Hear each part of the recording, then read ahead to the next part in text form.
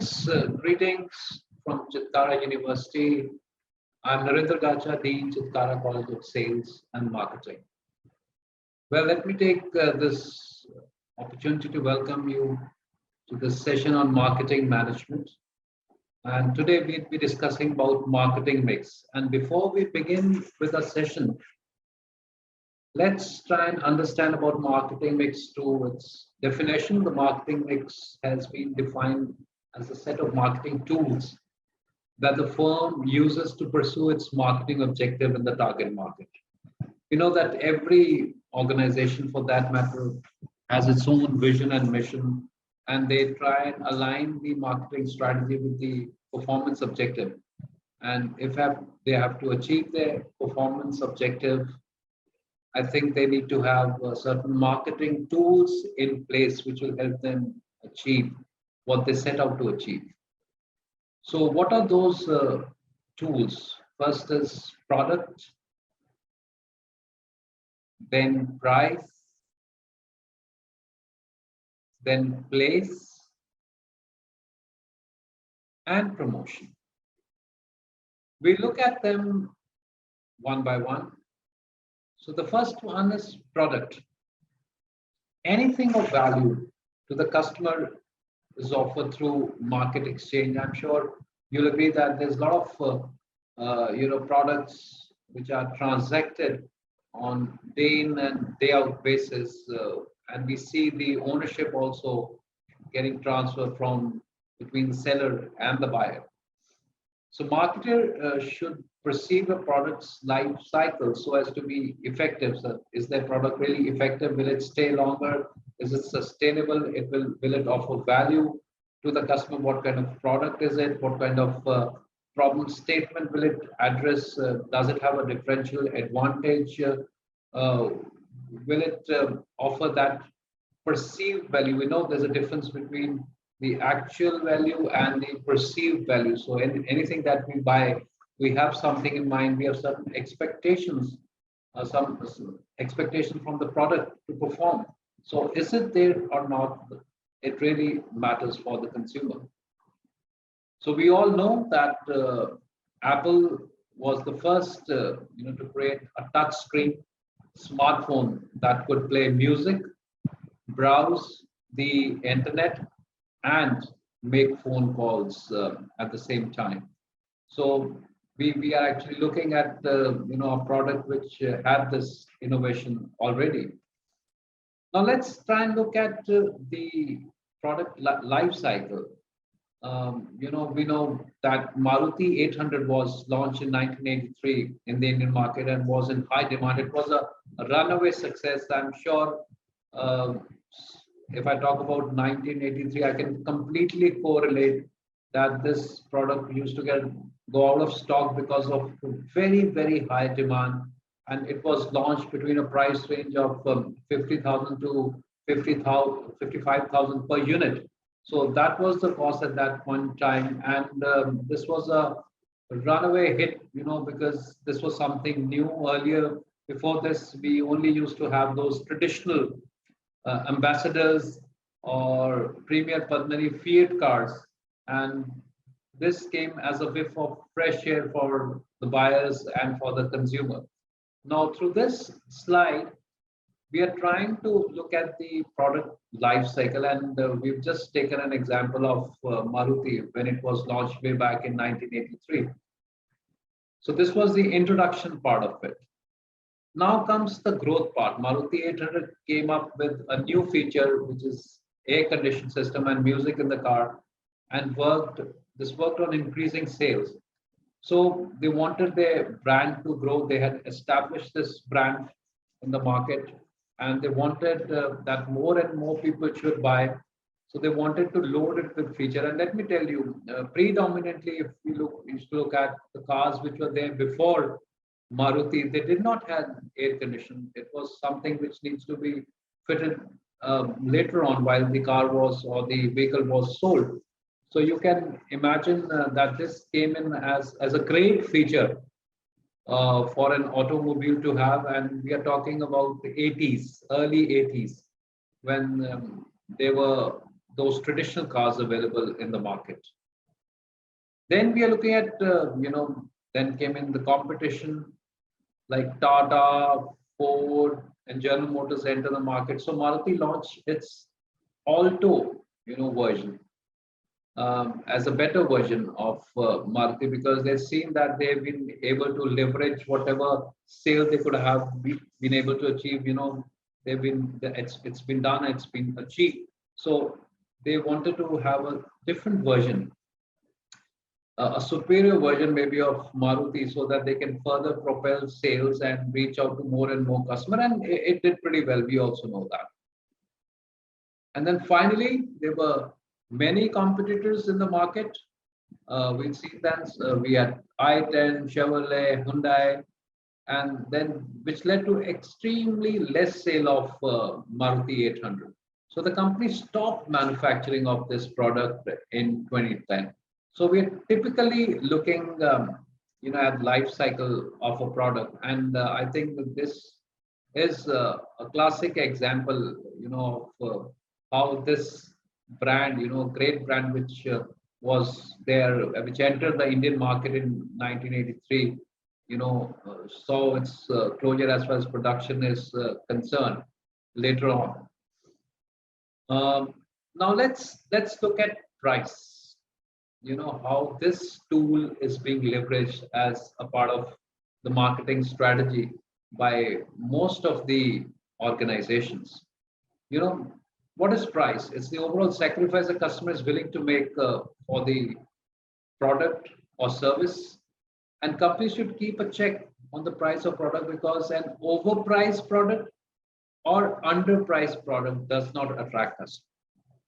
So again, it's a complex process. It's not that you may wake up one fine morning and you say that, oh, I have this idea or I have this product, let me price this way and let me launch it into the market. There's a lot of forces in the market also, which would compel any organization to make course correction or maybe decide on some different pricing strategy altogether.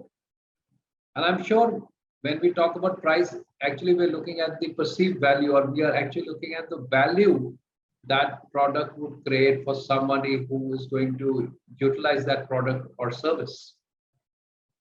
And then there's so many factors that come into play while we're talking about pricing, the target segment, the group that within the segment that we are trying to impact. How's the competition like? Is this product sustainable? Are there external forces also working? What is the timing while we are introducing the product in the market? So everything counts. But if we really have to, talk and look at pricing strategy, I think I can remember of Jio, right? And you would have experienced it for yourself. Jio changes its pricing strategy from time to time in order to deliver the best cost to its customer. It offers the lowest pricing on the market for its products and services to its consumer. We know that because we're talking about the scale. We're looking at, if we even look at the population of India, I think if they're able to reach out to more and more number of people, that it itself helps, propelling the sale of this product. So we know that Jio has been doing this. Initially, they offer it a very, very low price and it induces usage of the product. And once it induces the usage and people get used to it, I think then they kind of, they can play with the pricing strategy as well. Moving on, I think there are different strategies as far as pricing is concerned. We have economic, we have skimming pricing, we have penetration pricing, we have premium pricing. So we will try and look at them one by one. The first one is economic, setting a low price or low quality goods like airfare for economy class tickets. We know these are no frills travel options that we have. You do not get in terms of, you do not get food, you have to pay for it. And the services are basic. When we talk about economy class tickets, the services are absolutely basics. because there are no frills attached to it. Skimming prices, yes, initially there's some organizations, those who would set a high price for a new or maybe a low quality product, and they reduce it later on. We know that the tech giants like Samsung also would suddenly come with a product which is highly priced, and then later on, once they see how the market is behaving, how the market forces are behaving, how the competition is behaving, and basis that they kind of come down with the pricing, and this further reduces the usage and helps propelling sales as well.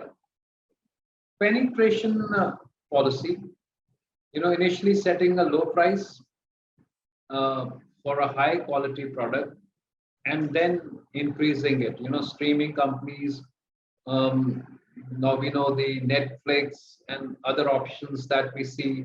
Initially, they were low price. We had to pay less for them. But once it has induced usage, what they wanted to achieve over a period of time. Because if we look at, say, a few years back, people were not really inclined to use these products. They said, okay, this is one option, but this is high price. Why should we see this? We are fine with cable. We've been getting a lot of channels on these cable networks. So why should we be changing? So they had their own pricing policy. If I talk about these OTT platforms, and now if you look at, they have actually been able to capture a considerable part portion of the market. Their market share has been growing. I would say there's a tremendous growth in their market share as compared to what it used to be a few years back. Because at that point in time, people were not really used to it. They were not really inclined towards using these products. But their pricing policy, help.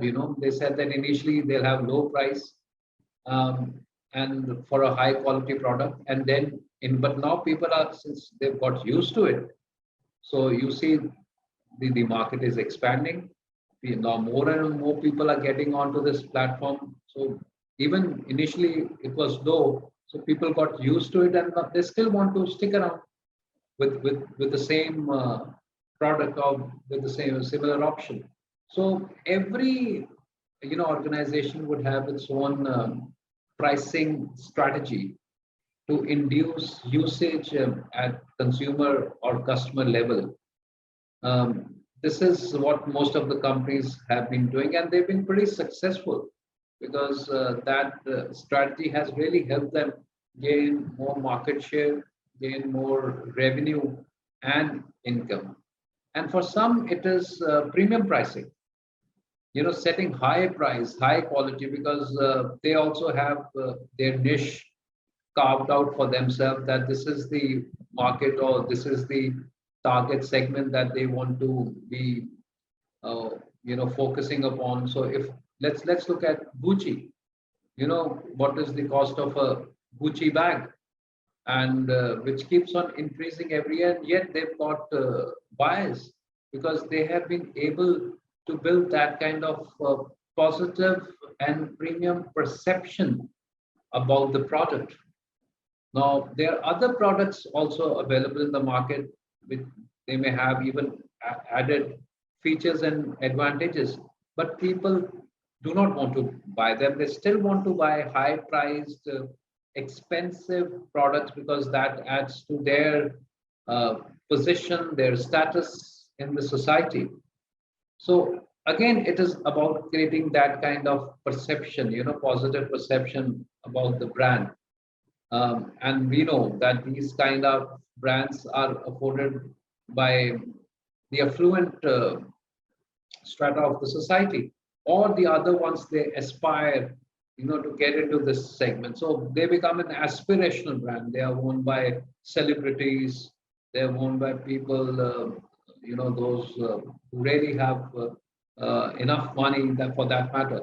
So every organization, would have its own pricing policy or pricing strategy. So these are tools. I've been talking to you that marketing mix is more about, it's a collection of tools that an organization would use to achieve its business and performance objectives. Now, let's try and look at place. Place is actually a location where the product or service is available, because this also matters a lot. We are talking about the accessibility of the product. Is it easy to access? Is it difficult to access? Are there impediments which are becoming a deterrent for somebody to procure that product? So everything is taken into account when we are talking about location of the product. Like basic consumer products, they are available in many stores. And probably if I talk about, you can go to the market, you can buy these products, or you can go to the modern retail these days. So products are available there also. It's more about more organized way of selling and procuring products, where products and services are transacted. But yes, if these basic consumer products, they are available everywhere in many stores. Premier consumer products available in selected stores. So we know that the location for premium product is going to be limited, and that too at selected stores. So that also works as a tool or as a marketing strategy for most of the organization. But at the end of the day, we are actually talking about accessibility of these products. So if I have to share an example with you, I think we can talk about Nestle's Maggi, which is available both in urban and in rural market, right? You see it in top store, and I'm sure if you would have gone towards the mountains, and even if you go to remotest parts, of India, if you go to mountain peaks, one thing you'll definitely get there is Maggi. So that has been their reach. That has been the accessibility of this product, and sometimes we really feel surprised that as to how this has reached here. But again, they've been able to locate this product to at different and difficult locations also. So that's what we're trying to share here, that the availability of range of product is from 5 to more than rupees 100. So it is available both at urban and rural outlets. Okay, we are talking still about location. So a product can be located or reach you through both direct channel and indirect channel. Direct channel is where you are directly in touch with the customer, I think in terms of banking, insurance, or even real estate. You are directly, in touch with the customer, and where the property is or where the product is. So this becomes, which is direct and which is easier. But then you also have indirect channels, which we call as, sometimes we call them as channels, that a product has to go, it has a journey through various channels. First, it will go to the distributors, the wholesalers, the retailers, and then the customer. I'll give you an example. Let's pick an example from FMCG market, and let's take example of say any FMCG like Lux or Kisan Ketchup or Maggi or Fair and Lovely. So all of these products, they first reach the distributors or carrying on forwarding agents, as we say, CNF agents. And from there, these products are distributed to the wholesaler. From wholesaler, these products would reach to retailers, and from the retailer, it reaches the customer. So again, we are talking about the placement of the product.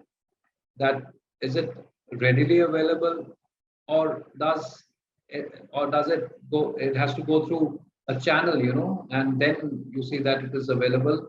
Though we know these days, buying it from the people those are there in the channel also is possible. You can buy it from retailer also. You can buy it from wholesaler also, and sometimes you can buy it from the distributor also.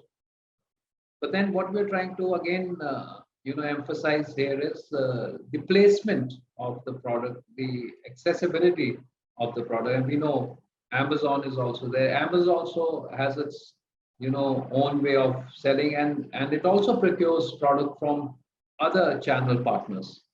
So which takes a while, reaching their platform, and then it further distributes to its end customers. Now, let's look at promotion.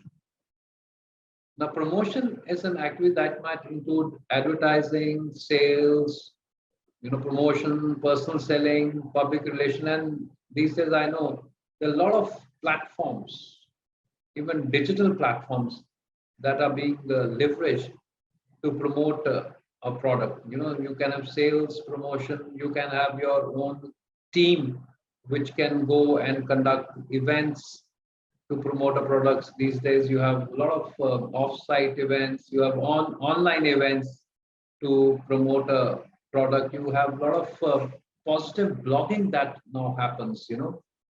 Based on market research, that if we have this kind of endorsement from people, those who really matter in the society, that can give a positive flip to the product. It may help in selling the product to more and more number of customers. Even public relation, tying up with certain bodies, NGOs, or even government organizations. Everything helps.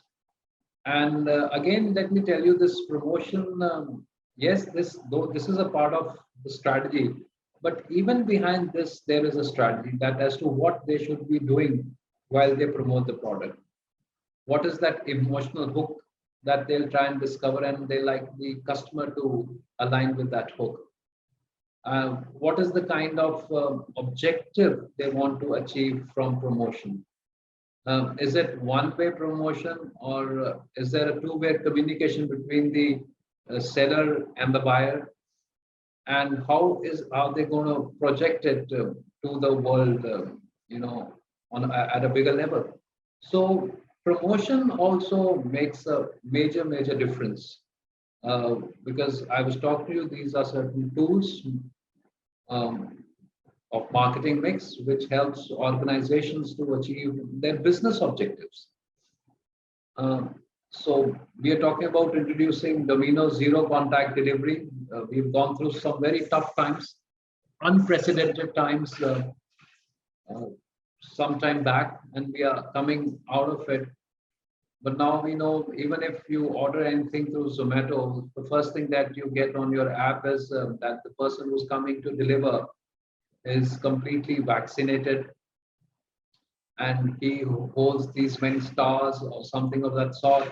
So this also adds to promotion, because this is helping us build a positive perception about the product, where we are finding out, okay, that this is healthy, this is hygienic, and it will help me maintain my good health.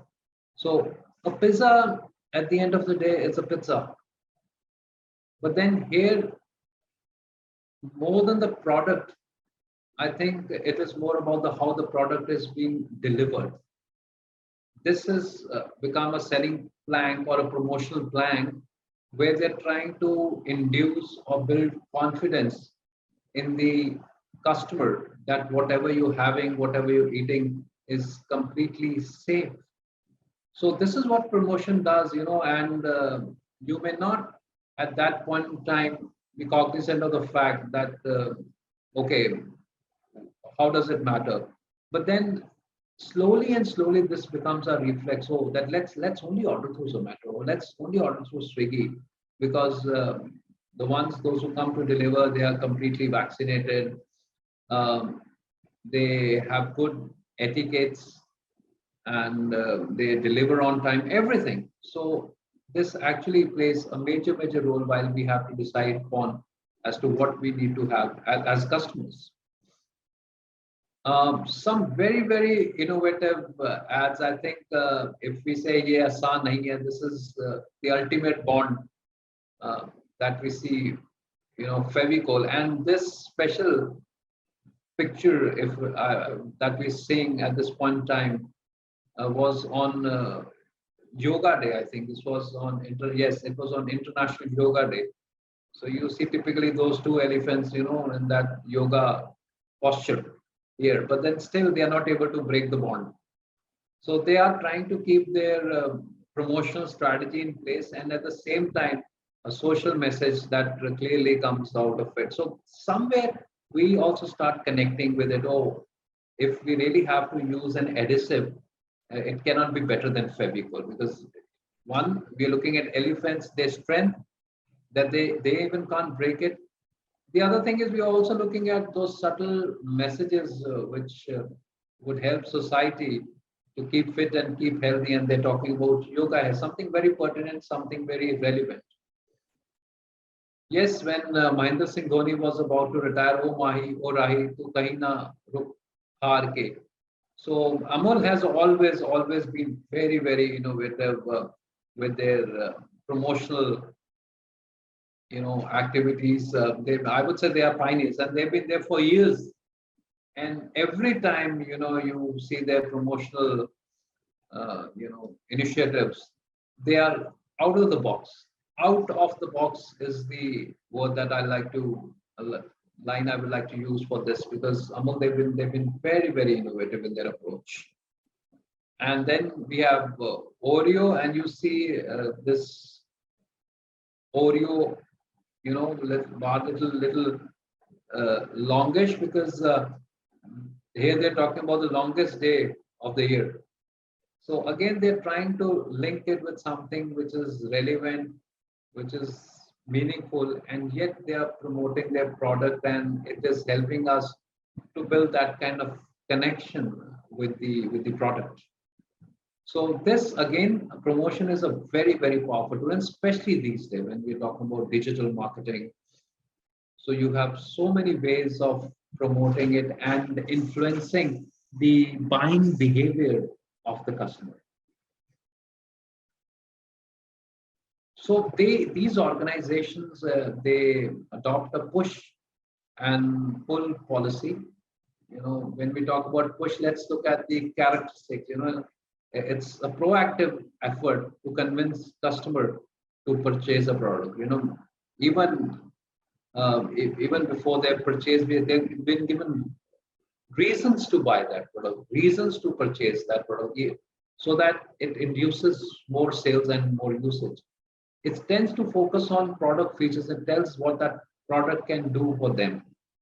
How can that that feature can add value? How can it help? And if I talk about pull, it's rather a passive strategy that consists of attracting customer with values and desire. It focuses more on aspirational value of the product. So when to use it? When to use a push strategy? When we are dealing in technical products, products valued by their features, or new products, or improved products, for old products in new markets. And where to use the pull strategy? For common products which are simple, and well-known products which are in well-known product market, or in strong brands for mediocre products in saturated market. So these are certain push and pull promotional strategies that an organization would adopt to ensure its business and performance objective. Now let's try and look at what is the difference between marketing and selling. Selling is the method of creating merchandise, what they want to sell. The focus is absolutely there on the merchandise. Whereas marketing is a method of distinctive and fulfilling the wants, because they know there's a demand, there's a need. So there's a lot of research that goes into making of the product, and that is how they decide the product strategy. So focus here is customer. Then sellers needs and Interest area unit are elementary to mercantile method. Again, what they're trying to say is the focus is only and only on selling. Whereas marketing, the target is on consumer needs and desires. In case of selling, places bigger stress on merchandise or service I've shared with you. Whereas in terms of marketing, the biggest stress is on the demand and wishes of the customer. That there are genuine demand in the market, customer need this product. We need to research the need of and demand of the customer. Basis that we need to design a product and then we take it to the market. So here in selling, the focus is on short-term business, whereas if I talk about marketing, it is about long-term business. So we clearly understand then when we are talking about marketing, we are talking of strategies, we are talking of vision and mission, we are talking of market research, we are talking about marketing mix, so that they are able to bring about a meaningful and sustainable product basis the need of the customer and consumer. So, dear students, I'm sure during this session you would have been able to gather some vital information about marketing mix, marketing versus selling. So I'm sharing certain references, books with you, which you can always refer to in times to come, and I'm sure they will add value to whatever you've been studying so far. And with this, I think we come to the end of this session. So I want to wish you all the luck during your study and during going through this session. Take good care of yourself. Keep fit, stay healthy, and God bless. Thank you so much for your time.